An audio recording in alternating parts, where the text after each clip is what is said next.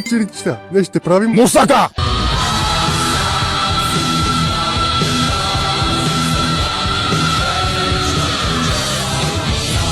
Към съставките. Люк, Не ти. мисел кляко, Шешкавале. чубарица, Картатофел. дома, ти, Яца. пепелченица, Червен пайпер. зиолио и разбира се, кема.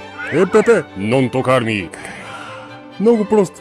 Летите за Америка, намерите джунгла, чакате Йопа! кайма. Това е кайман. Ако не е приятел, То приятел форма.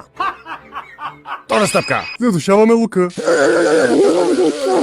И как ли разпахваш? След като се погрижим за свидетеля, добавяме доматите, каймата, чубарицата, червени пипер, малко сол и бъркаме. Изимаме и режем Картатофите. Загряваме фурната на 200-200 хиляди градуса и през това време правим заливката, като постепенно добавяме брашненце. Защо е? Хубава музика. Мерси.